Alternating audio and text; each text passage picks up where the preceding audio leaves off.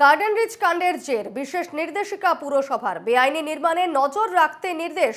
ওয়ার্ডের আধিকারিকরা প্রতিদিন অঞ্চল পরিদর্শন করবেন এবং একই সঙ্গে শহরে সমস্ত বেআইনি নির্মাণের বিরুদ্ধে নোটিশ দেওয়া হয়েছে।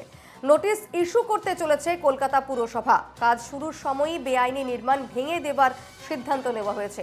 বিপর্যস্ত বহুতলের পাশে থাকা 6টি বাড়ি ইতিমধ্যেই বেআইনি বলে বিবেচিত হয়েছে এবং সেক্ষেত্রে এই সন্দেহটাই করছেন পুর আধিকারিকরা। তার মধ্যে 2টি বাড়ি দ্রুত ভাঙা হতে পারে এমনটাই কিন্তু পুরসভা সূত্রে খবর পাওয়া যাচ্ছে। গার্ডেন রিচ কাণ্ডের জের বিশেষ নির্দেশিকা পুরসভার এবং বেআইনি নির্মাণে নজর রাখতে নির্দেশ দেওয়া হয়েছে পুরসভার তরফে। ওয়ার্ডের আধিকারিকরা প্রতিদিন অঞ্চল পরিদর্শন করবেন এবং শহরের সমস্ত বেআইনি নির্মাণের বিরুদ্ধে এই নোটিশ দেওয়া হচ্ছে। নোটিশ ইস্যু করতে চলেছে কলকাতা পুরসভা।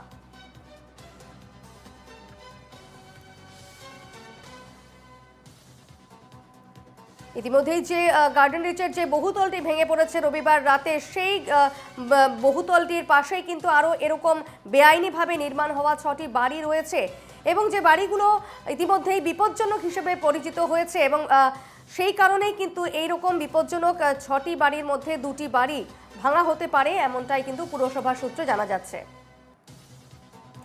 আমাদের সঙ্গে এই মুহূর্তে রয়েছেন প্রতিনিধি রক্তিমা। বিশেষ নির্দেশিকা দেওয়া হচ্ছে পুরসভার তরফে এবং খুব তাড়াতাড়ি এই সংক্রান্ত নোটিশ ইস্যু করতে চলেছে কলকাতা পুরসভা। সেক্ষেত্রে বলা হচ্ছে যে কাজ শুরুর সময়ই বেআইনি নির্মাণ ভেঙে দেওয়ার সিদ্ধান্ত নেওয়া হয়েছে, কি জানাচ্ছ?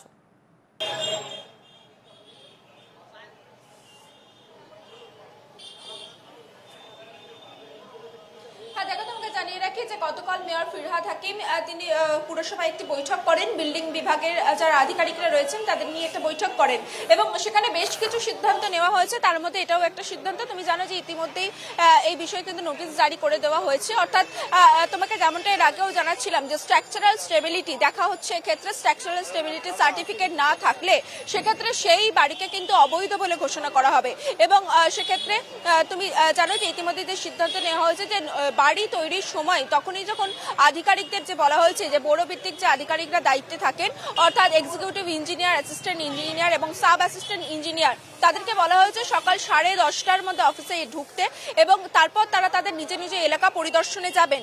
সেখানে গিয়ে কোনো বেআইনি বাড়ি হচ্ছে কিনা, যদি কোনো বেআইনি বাড়ি হয়ে থাকে তার তালিকা ইতিমধ্যে তৈরি করতে বলা হয়েছে এবং তারা সেই যারা অভিযোগ তারা এনে দেবেন এবং পুরসভার কাছে যে তুমি জানো যে তারা রিপোর্ট করে থাকেন ডিরেক্টর জেনারেলকে, ডিরেক্টর জেনারেলের মাধ্যমে তিনি রিপোর্ট করে থাকেন মেয়রকে।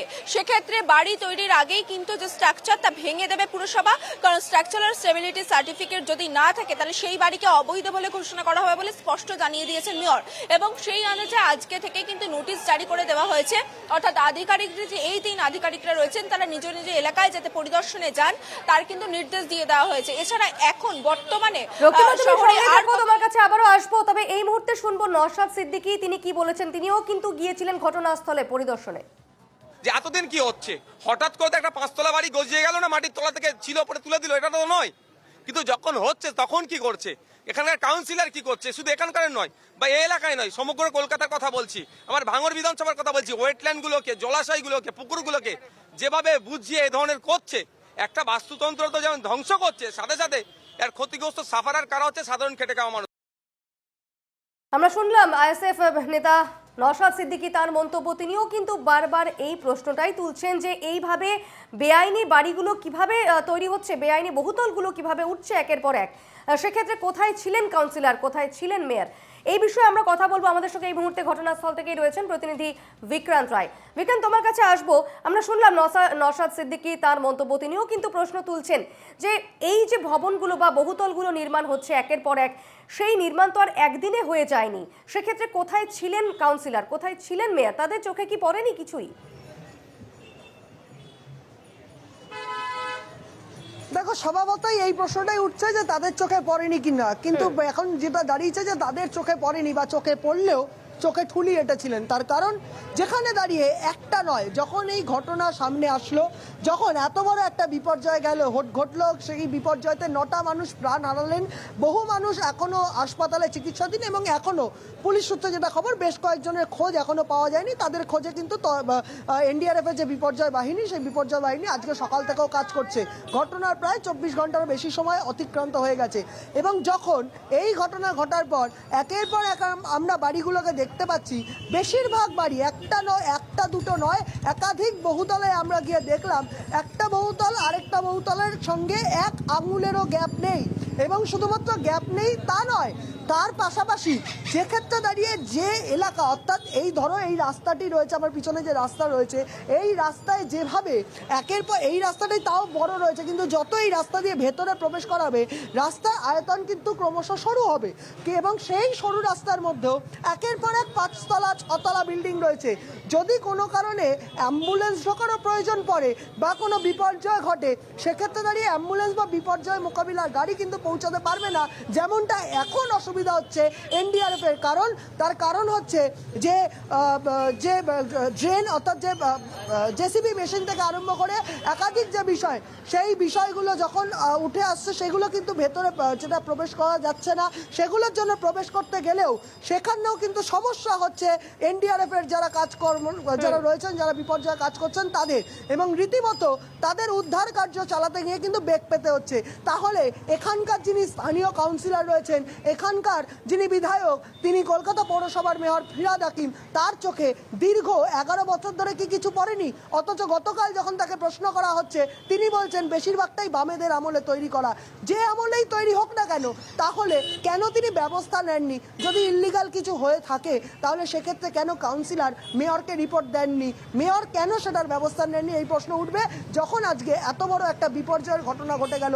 তখন সবার চোখে পড়ছে যে এই এলাকায় একের পর এক ইল্লিগালভাবে, বেআইনিভাবে জায়গা, দুটো বাড়ির মধ্যে যে জায়গা ছাড়তে হয়, সেই জায়গা না ছেড়ে কিভাবে বাড়িগুলো তৈরি হয়েছে। একদমই বিক্রান্ত, আরেকটি বিষয় তোমার কাছ থেকে জানতে চাইবো, যেহেতু সকাল থেকেই আমরা দেখছি জোর তৎপরতার সঙ্গে উদ্ধার কাজ চলছে, জেসিবি দিয়ে অনবরত উদ্ধার কাজ চালাচ্ছেন বিপর্যয় মোকাবিলা বাহিনী, সেক্ষেত্রে এখনো পর্যন্ত কজন বা কারা সেখানে আটকে রয়েছেন সে বিষয়ে কি জানতে পারছো? দেখো, পুলিশ সূত্রে এখন অবধি যেটা খবর, বেশ কয়েকজনের খোঁজ কিন্তু এখনো চলছে, এখনো কিন্তু তাদের তল্লাশি চলছে। এবং তুমি দেখতে পাবে, আমার ক্যামেরা পার্সন উজ্জ্বলকে বলবো যে এখানে কিন্তু পুলিশের কড়া পহরা রয়েছে, এবং কাউকে ভেতরে কিন্তু প্রবেশ করতে দেওয়া হচ্ছে না। অর্থাৎ যে জায়গায় উদ্ধার কার্য চলছে, যে সেই জায়গাটা এতটাই সংকীর্ণ, সেখানে এনডিআরএফ এর যারা বিশেষজ্ঞ দল রয়েছে, এবং তার পাশাপাশি কলকাতা পুলিশ বা দমকল বিভাগের যারা বিপর্যয় মোকাবিলা বাহিনী, তারা কাজ করছে। কোনো রকমভাবে কোনো বাইরের লোককে প্রবেশ করতে দেওয়া হচ্ছে না, যাতে তাদের কোনোভাবে কাজের অসুবিধা না হয়। কিন্তু আমরা যেটা খবর পাচ্ছি পুলিশ সূত্রে, যে এখনো বেশ কয়েকজনকে উদ্ধার করা সম্ভব হয়নি, বা বেশ কয়েকজনকে উদ্ধার কার্য এখনো চলছে। এবং গোটা বিষয়টা এই মুহূর্তে দাঁড়িয়ে যেমন পুলিশ রয়েছে, সেই মতো ডিসি পোর্ট রয়েছে। ডিসি পোর্ট তিনি কিন্তু ভেতরে বসে পুরো কাজের তদারকি করছেন। আমি আমার ক্যামেরা পার্সন উজ্জ্বলকে একবার দেখাতে বলবো, ডিসি পোর্ট তিনি রয়েছেন ভেতরে। অর্থাৎ পুরো বিষয়টা পুলিশের যারা উচ্চপদস্থ আধিকারিকরা রয়েছে, তাদের তত্ত্বাবধানে গোটা কাজ চলছে। এবং এই যে গার্ডেন রিচের রাস্তা, এই গার্ডেন রিচের রাস্তা পুরো রাস্তাতে তুমি দেখতে পাবে একের পর এক এনডিআরএফ এর গাড়ি, একের পর এক কলকাতা পুলিশের গাড়ি, ফায়ারের গাড়ি, সমস্ত কিছু কিন্তু রাখা রয়েছে। অর্থাৎ বিপর্যয় মোকাবিলার জন্য যে সমস্ত ইনস্ট্রুমেন্টাল প্রয়োজন, যে সমস্ত লোকেদের দরকার, যারা যাতে যে কোনো রকমভাবে কোনো সমস্যার মধ্যে তারা যাতে কাজ করতে পারেন, তারা যাতে প্রস্তুত থাকতে পারেন, সেই ব্যবস্থা গোটা গার্ডেন রিচ এলাকায়। এবং এই গার্ডেন রিচ এলাকায় এত বড় বিপর্যয় হওয়ার পর একের পর এক কোথাও গিয়ে টনক নড়ছে, একের পর এক কোথাও গিয়ে দেখা যাচ্ছে ইললিগাল কনস্ট্রাকশন, দুটো কনস্ট্রাকশনের মধ্যে যে গ্যাপ দিতে হয় সেই গ্যাপ নেই, বা কোথাও যেটা দুতলা বা তিনতলা করা উচিত, সেটা প্রশাসনের নজর এড়িয়ে 5তলা বা 6তলা তৈরি হয়ে গেছে। প্রশ্নটা এখানেই উঠছে, কেন এতদিন চোখে পড়েনি? কেন কাউন্সিলর তিনি তার উচ্চপদস্থ ঊর্ধ্বতন কর্তৃপক্ষকে কেন সেই রিপোর্ট দেয়নি? কেন ঊর্ধ্বতন কর্তৃপক্ষ কেন ব্যবস্থা নেয়নি? যখন ফিরহাদ হাকিম গতকাল বলছেন যে বেশিরভাগটাই বামেদের আমলে করা হয়েছে। যদি বামেদের আমলে করা হয়েই থাকে, তাহলে কেন সেটা প্রশাসন ব্যবস্থা নিয়ে সেখান থেকে যারা বসবাসকারী তাদেরকে সরিয়ে যে ইল্লিগাল কনস্ট্রাকশনগুলো হয়েছে, সেগুলোকে কেন 12 বছর পরেও ভেঙে ফেলা সম্ভব হলো না? এই প্রশ্নটা কিন্তু উঠছে। একদমই বিক্রান্ত, এই যে বিষয়টি অর্থাৎ সকাল থেকেই জেসিবি দিয়ে উদ্ধার কাজ চলছে, রীতিমতো জোর তৎপরতায় উদ্ধার কাজ চালাচ্ছেন বিপর্যয় মোকাবিলা বাহিনীর কর্মীরা। সেক্ষেত্রে কি জানতে পারছো? উদ্ধার কাজে তো অনেক ঘন্টা পার হয়ে গিয়েছে, সেক্ষেত্রে আর ক ঘন্টা বা আর কতক্ষণ সময় লাগবে উদ্ধার কাজ শেষ হতে? দেখো, এখনো উদ্ধার কাজ চলছে। প্রচুর মানুষ যারা আটকে ছিলেন তাদেরকে কিন্তু বার করা হয়েছে। প্রচুর মানুষ এসএসকেএমে চিকিৎসাধীন রয়েছেন। এইখানে যে রাস্তার উল্টো দিকে যে হসপিটাল রয়েছে সেই হসপিটালে উদ্ধার কাজ চলছে, সেই হসপিটালে চিকিৎসাধীন রয়েছেন। এবং বাকি যে ডেব্রিসগুলো, অর্থাৎ যে বিল্ডিংটা যেহেতু ধসে পড়াতে, একটি 6 তলা বিল্ডিং ছিল, সেই বিল্ডিং ধসে পড়াতে কিন্তু গোটা এলাকাটা কিন্তু ধ্বংসস্তূপে পরিণত হয়েছে। সেই ধ্বংসস্তূপ পরিষ্কার করার কাজ চলছে এবং পুলিশ সূত্রে যেটা জানা যাচ্ছে, মোটামুটি সবাইকে বার করা গেলেও বেশ কয়েকজনকে কিন্তু এখন অবধি বার করা সম্ভব নেই। মানে বেশ কয়েকজন এখনো চাপা থাকতে পারে বলে পুলিশ প্রাথমিকভাবে মনে করছে। সেই কারণে যত দ্রুততা সম্ভব গুরুত্বপূর্ণভাবে এনডিআরএফ এর যারা বিশেষজ্ঞ দল রয়েছে তারা ভেতরে কাজ করছে এবং দ্রুততার সঙ্গে তারা উদ্ধার কার্য শেষ করতে চাইছে। বেশ, আমাদের সঙ্গে সরাসরি ছিলেন দুই প্রতিনিধি, বিক্রান্ত এবং রক্তিমা, দুজনকেই অনেক ধন্যবাদ।